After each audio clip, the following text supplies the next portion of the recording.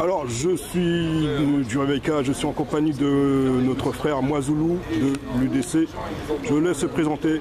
C'est lui, il faisait partie des interpellés hier pour lesquels nous avons mobilisé nos frères, nos camarades devant le commissariat de Puteaux. Je le laisse exprimer. Vas-y, Moizoulou, à toi. Merci pour cette opportunité. C'est Moizoulou Diabanza, porte-parole de MUDC, le Marron Uni Digné Courageux. Je voudrais rectifier, juste apporter l'éclaircissement que ce n'était pas l'interpellation, mais c'était un enlèvement. C'était un enlèvement parce que m'interpeller, ça allait se passer au feu de l'action. Au feu de l'action, ils ne l'ont pas fait. Au feu de l'action, ils ont interpellé le camarade Marcus. Pourquoi ont-ils interpellé le camarade Marcus?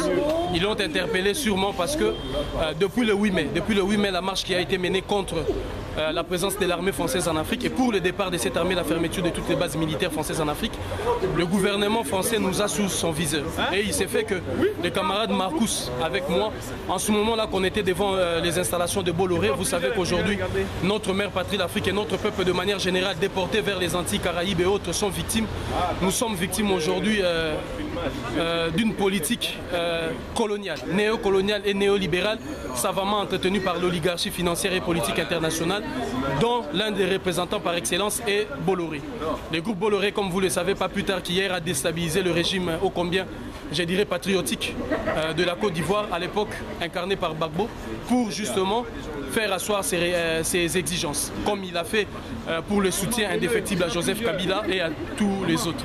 Donc nous étions devant les installations de Bolloré pour justement demander à Bolloré de rétrocéder nos terres qu'il est en train de s'accaparer parce que c'est une richesse qui nous appartient.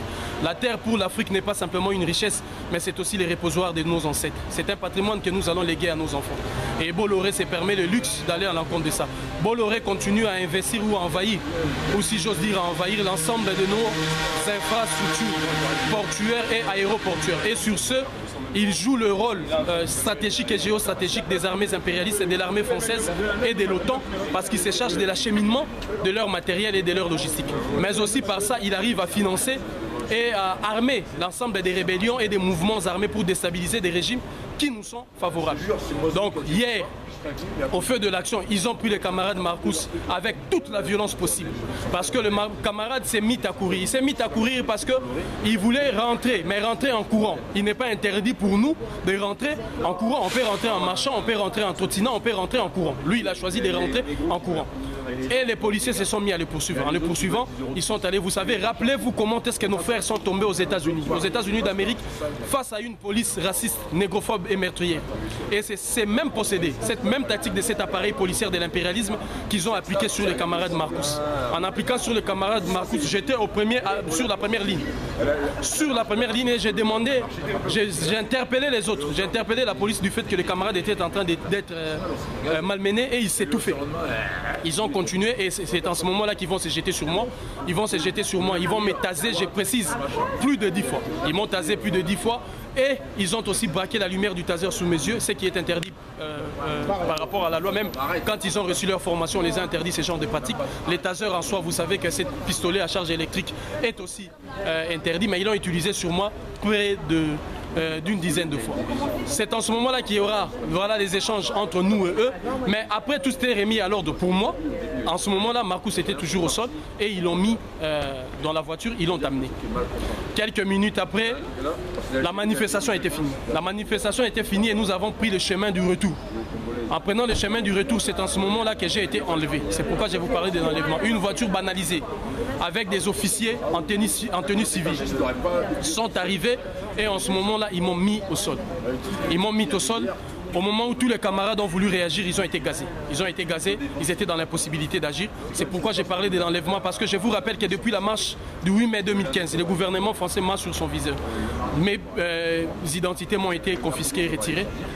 Le gouvernement français, j'ai dit bien sur ordre du ministre de l'Intérieur, comme cela m'a été signifié, a cherché des voies et moyens pour me pousser Manu militaire en Afrique aux mains de l'un de Poulain pour pouvoir en finir avec moi. Mais la mobilisation, la forte mobilisation de l'ensemble de la communauté de notre peuple de partout a permis notre libération. Et il s'est fait que, après, nous avions connu cette différence, nous avions connu tous ces problèmes et toutes ces pressions. Et ensuite, il faudra rajouter la marche du 31 octobre à Clermont-Ferrand. d'où nous sommes allés au pied du monstre pour pouvoir mettre à dos et mettre à genoux la France impérialiste et colonialiste. Et cette France qui, comme vous le savez, avec l'oligarchie financière, économique et internationale, continue de bouleverser l'avenir de notre peuple et de notre mère patrie, l'Afrique. Et viendra la marche du 8 mai 2015 où vous avez vu les gaz spécifiques utilisés contre les membres de MUDC, contre nous et contre tous les manifestants. D'ailleurs, vous avez vu les images comme j'avais perdu ma peau. Et hier, ils ont refait la même chose en m'enlevant. Et j'ai démontré à l'intérieur. Lorsque nous sommes arrivés à l'intérieur, il y avait toute une litanie des mensonges qui étaient retenus contre moi. Une litanie des mensonges, j'ai dit bien. Et j'ai pu démontrer comment est-ce que toutes ces accusations étaient infondées. Comment est-ce que toutes ces accusations étaient fausses. Point par point, on a réussi à remonter les affaires, à remonter la scène, à démontrer comment est-ce que le policier était évasif et non détaillé. Comment est-ce qu'il a cherché à mentir du fait que, soi-disant, j'ai été accusé, je vous rappelle, d'avoir tenté de voler une grenade et d'avoir donné un coup à un policier.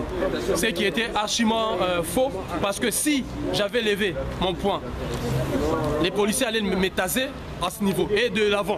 Mais j'ai été tasé par derrière. Donc ce qui fait que ce qui démontre qu'il y a eu toute une conspiration mise en place, qui a été mise en place, et toute une conjuration pour pouvoir faire taire notre voix, pour pouvoir étouffer notre voix. Et c'est ça la vision du gouvernement français, d'étouffer la voix de tous ceux d'entre nous qui aujourd'hui s'élèvent pour pouvoir faire barrière à la spoliation de nos terres et à la paupérisation de notre peuple.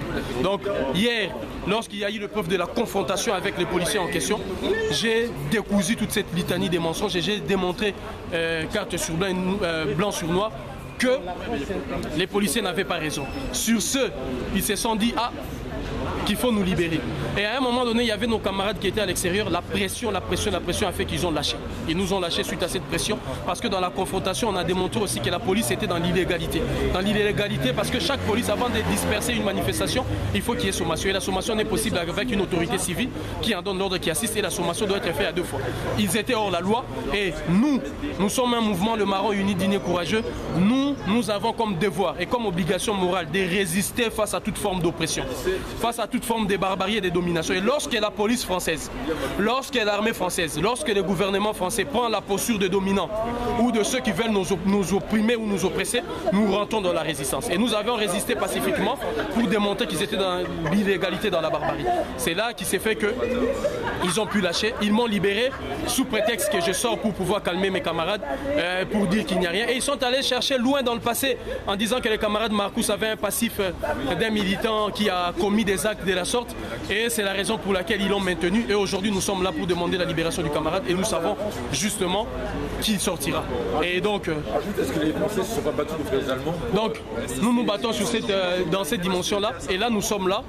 Vous voyez devant le commissariat de Puteaux, où ils sont en train de chercher des voies et moyens pour nous dire qu'il a été transféré à Nanterre, mais nous ferons le 2 pour pouvoir obtenir la libération du camarade. Donc unité, dignité, courage. Merci frère.